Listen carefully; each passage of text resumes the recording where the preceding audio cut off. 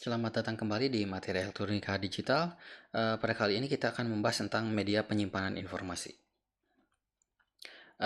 Jadi yang pertama adalah uh, ada sebuah pertanyaan, bagaimana informasi analog disimpan? Uh, Mungkin itu bisa disimpan dengan mudah, yaitu ketika kita memiliki sebuah informasi analog, kita simpan saja langsung ke media penyimpanan.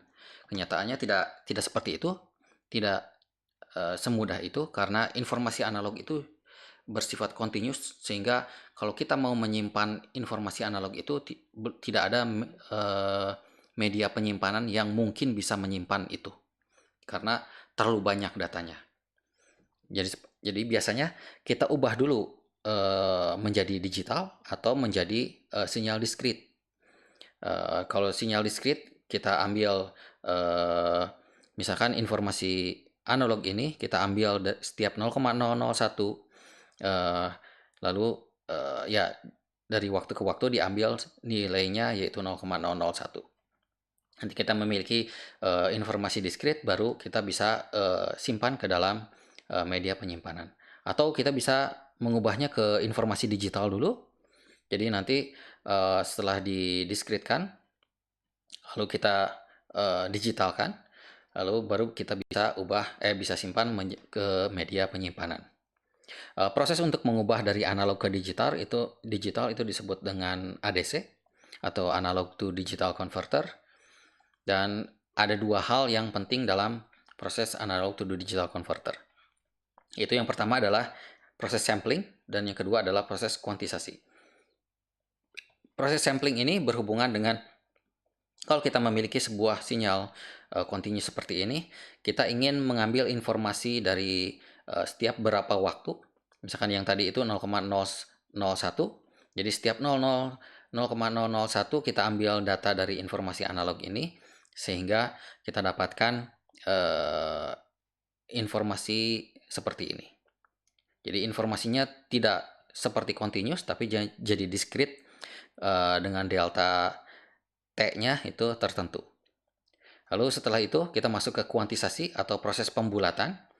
Karena digital itu nilainya tidak bisa, variasi nilainya itu tidak sebebas dari bilangan desimal yang dari minus tak hingga sampai tak hingga, sehingga kita harus menentukan kira-kira keadaan dari bit yang dibutuhkan itu seperti apa. Contohnya kalau kita menggunakan data 2 bit atau hanya 2 keadaan, hanya 4 keadaan, itu jadi 2 pangkat 2, itu jadi hanya 4 keadaan. Jadi sinyal ini nanti akan dibulatkan menjadi 4 keadaan, yaitu data yang paling bawah ini, data yang ya ini, yang ketiganya ini, dan yang keempatnya ini.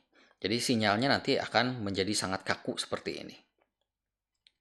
Kalau kita menggunakan 2 bit digital. Tapi dengan meningkatkan jumlah bitnya menjadi 8 bit, misalkan ini, jadi 2 pangkat 8, nanti ada 256 keadaan. Itu nanti informasi dari hasil sampling ini kita bisa rekonstruksi dengan cukup baik. Karena ini terlihat tidak ada perbedaan, walaupun masih tetap ada perbedaan juga, ada proses pembulatannya juga. Lalu setelah di sini kita bisa mendapatkan informasi digital dalam bentuk 010101 seperti ini. Jadi yang membedakan kalau 2 bit itu ada 4 keadaan, maksudnya adalah jadi setiap nilai dari titik ini itu dibentuk oleh 2 buah bit ya digital. Jadi ada 2 buah data ini nanti menjadi satu data. Sedangkan untuk yang 8 bit ini berarti ada 8 data itu menjadi satu data. 8010101 itu jadi satu data. Seperti itu.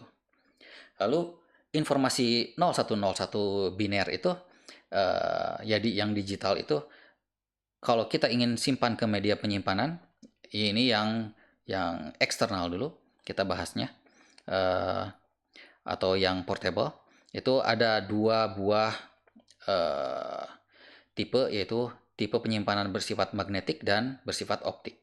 Jadi kalau magnetik itu ya bentuknya seperti ini. Jadi ini ada yang garis-garis ini. Ini adalah garis-garis untuk nilai 01010101-nya. Jadi dia dibatasi oleh ruang sebuah ruang ini untuk kosong supaya informasi dari data 0101 yang di sini tidak mengganggu informasi tetangganya. Seperti itu. Jadi ada batasnya. Lalu kalau di optik ini juga sama 0101, misalkan 0 itu berarti yang tidak bolong dan yang bolong itu adalah 1. Jadi keadaannya adalah kalau kita optik kita menggunakan laser dan membolongi dari permukaan dari disknya itu. Seperti itu. Dan ukurannya ini lebih kecil dibandingkan yang magnetik.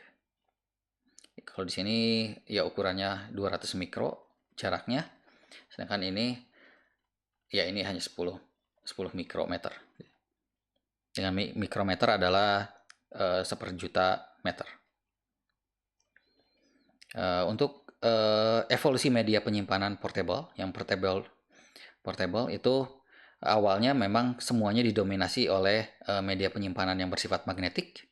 Salah satunya adalah awalnya itu tahun 71 itu floppy disk, ukurannya 8 inci, tapi ukurannya hanya kapasitasnya hanya 500 kilobyte. Lalu tahun 76 lahir floppy disk yang lebih kecil lagi. Ini ukurannya menjadi 1,2 mega, dan tahun 80 lahirlah ini floppy disk yang cukup besar, yaitu 2,88 mega.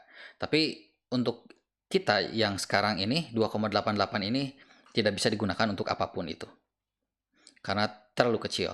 Kalau dulu memang beberapa informasi itu sangat kecil dan tidak resolusinya tidak sebesar yang sekarang, sehingga dulu itu ya cukup segini itu. Lalu pada tahun 82 terjadi lompatan kapasitas, itu akibat ditemukannya CD yang asalnya 2,88 megabyte tiba-tiba loncat jadi 650 megabyte. Ini CD itu sekitar 225 kali kapasitasnya jadinya, dan ini ya cukup membuat era informasi menjadi melonjak juga karena kita bisa banyak sekali menyimpan informasi hanya dalam satu keping CD.